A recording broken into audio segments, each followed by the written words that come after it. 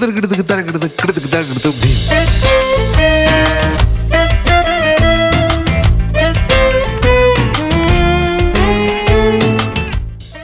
and welcome back to the History of Bangalore. I am Ramjee Chandran, here with episode 114 of Season 3. In the last episode, we watched as Charles Cornwallis marched his army onto the Mysore plateau and then engaged in a skirmish with Tipu's cavalry on the morning of the 6th of March, 1791. In this battle, the British lost over 200 men and nearly 300 horses. And this was a huge big calamity, and the war could no longer be delayed. And the very next morning on the 7th of March, 1791, Cornwallis gave the order, take Bangalore. And this episode is part 1 of the mini-series, The Sixth Battle of Bangalore.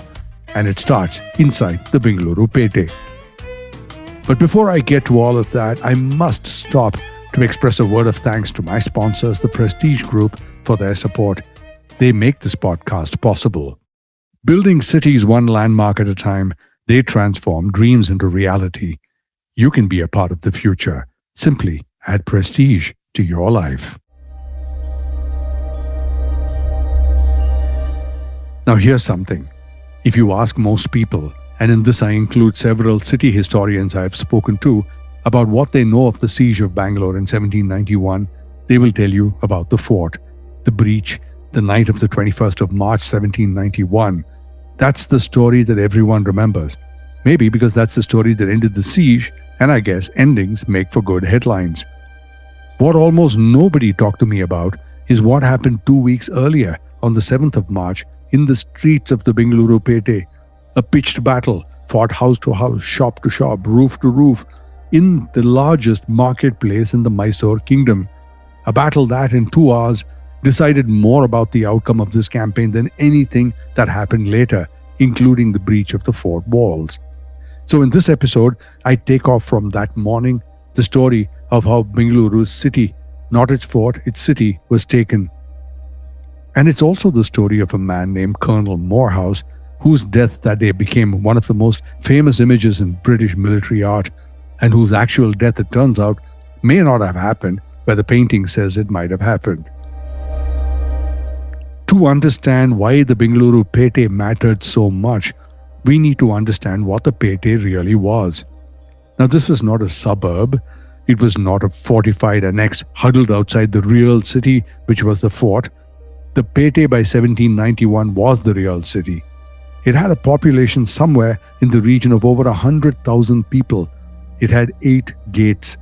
It had streets laid out with what one British officer, writing just 2 years after these events, called much regularity and of great width. And the houses, he said, that few towns in Hindustan could match if credit can be given to appearances. The Bengaluru Pete had granaries. It had its own water supply fed from the Dharmambudhi tank. It had repair yards for carts and weapons.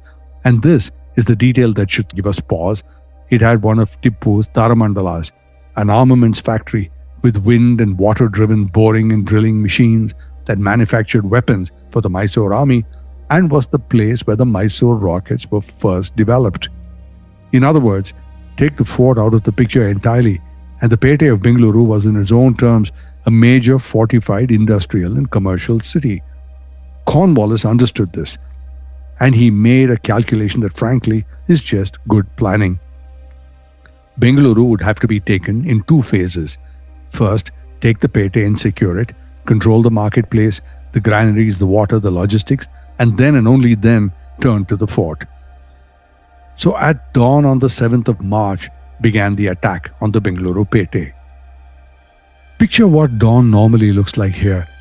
The Pete waking up, traders setting out their goods, the ordinary, unremarkable sounds of a South Indian city coming to life. Not that morning. That morning the Pete was barricaded. The gates, which were built originally for merchants and carts, not for keeping armies out, had been hastily fortified with stone. Some 10,000 Mysore troops were divided between the Pete and the fort, ready to meet the British assault. The British force assigned to this task the 36th Foot, supported by a battalion of Bengal sepoys, and they had to fight their way through what was described as jungle-like overgrowth just to reach the gates of the Pete. Two of the gates specifically, one to the north and one to the east. The first barricade leading to one end of the Doddapete fell quickly, and the British troops cleared it with nothing more than bayonets. But the second barricade was a different matter entirely. This was the Yelahanka Gate. It sits on the northern side, and it had been properly fortified with stone. At the moment that the British forces moved to breach it, they walked into a wall of fire. Not from the gate itself, but from all the flanking towers, from the turrets, and even from the rooftops of the houses around it. Every angle, the British advance stopped dead in its tracks and withdrew a few paces. And now this is where Colonel Moorhouse enters the story.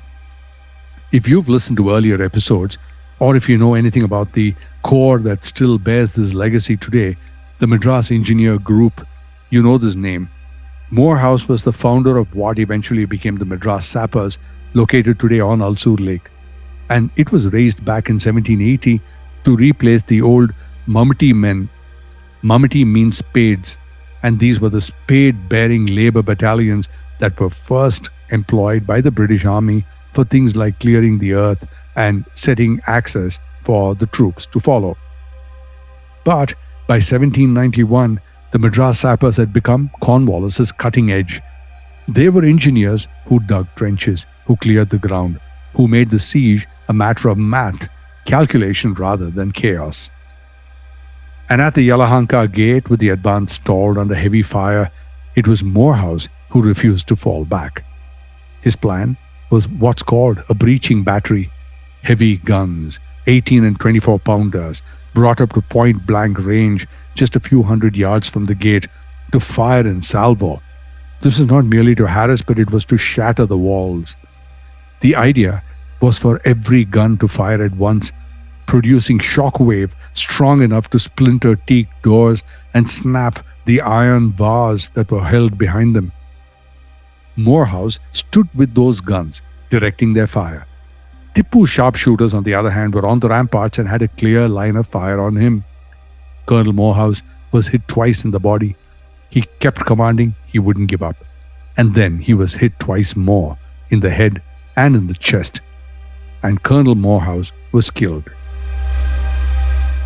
And now for a commercial break. And when I come back, I will tell you more about the death of Colonel Moorhouse and how the Bengaluru Pete was eventually breached by the British forces. Right after this. Maximum connectivity, maximum luxury, maximum lifestyle. Live your max at Prestige Raintree Park.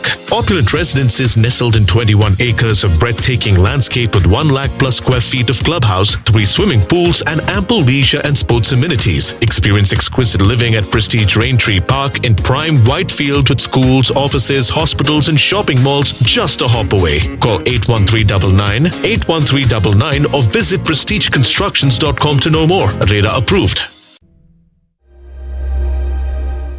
Colonel Moorhouse's guns did their work even after he fell. The battery that he had set up forced a gap in the masonry at the Yelahanka Gate. This is a gap, we're told, that was just wide enough for one man. And the brave British officer who decided that he was going to go through it first was a lieutenant named Eyre. And here's a moment, I think, that tells you everything about the temperament of this army. There was a General Meadows who, at this stage of the campaign, had been sidelined. He was given no formal tactical command, and he showed up anyway at the scene of the battle, just to observe if nothing else. And then he saw Lieutenant Eyre trying to squeeze through the gap that the Madras Sappers had inflicted upon the walls. And Meadows, in what was described as his typically bluff and jovial manner, turned to the grenadiers of the 36th and shouted, "Well done! Now, Whiskers, support the little gentleman." Now, you should take this as something as almost comic. A general with no command, cheering on a junior officer through a hole in the wall as though he was watching a cricket match. But Meadows then went on to do something more than cheer. He took command. He stepped into the vacuum left by Colonel Moorhouse's death. And once that breach had been opened and the soldiers went through, the fighting only accelerated. But now it moved into the streets of the Pete.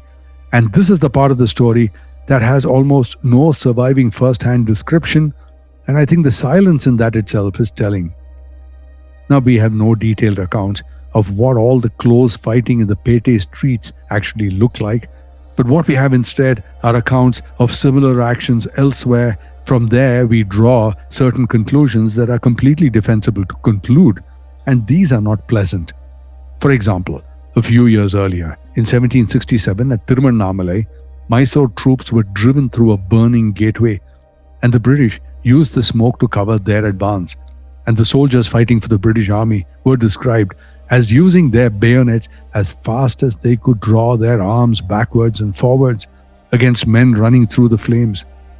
There's no reason to think that the Pete of Bengaluru, with its narrow lanes, its shops, its warehouses, its ordinary houses, was any different from what happened at Tiruvannamalai. Soldiers hiding wherever they could. This was urban combat, 18th century style, which is to say, close, brutal, and largely undocumented, because really, no one normally wrote down any of these kinds of things. What we do know is the outcome. In 2 hours, just 2 hours, the streets of the Pete were cleared. The Bengaluru Pete had fallen to the British.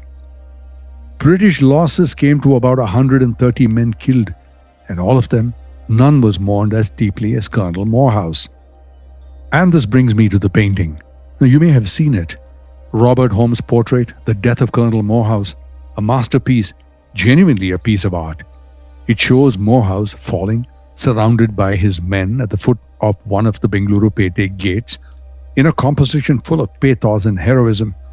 It is by any honest assessment far more romantic than the reality would have been on either side, whatever they were experiencing that morning.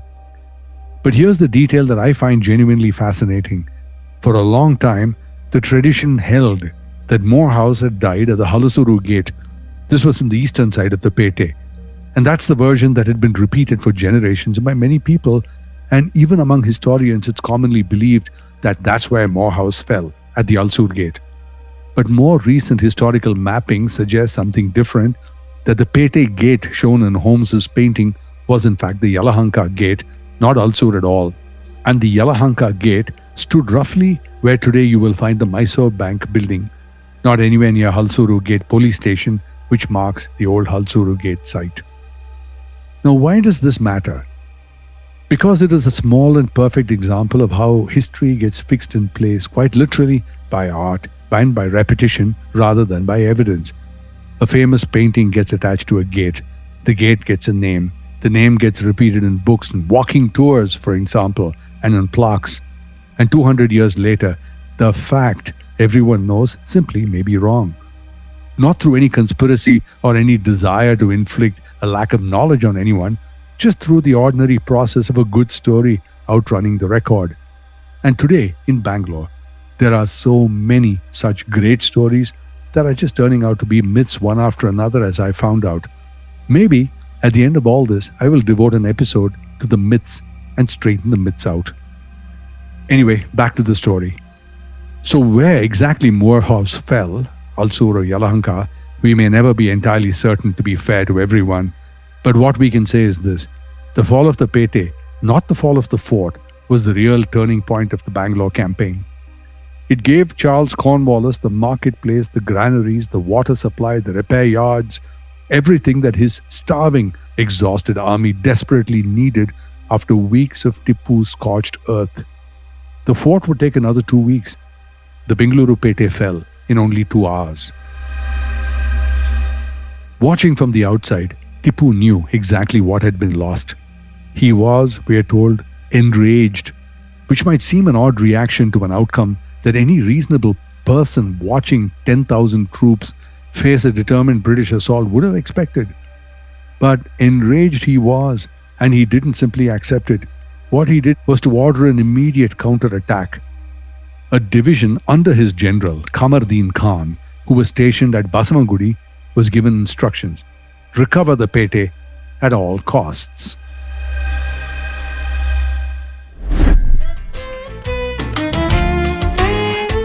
In the next episode, it is to that counterattack that I will return and what happened to it in the days before the final storm. And that exciting episode is coming right up.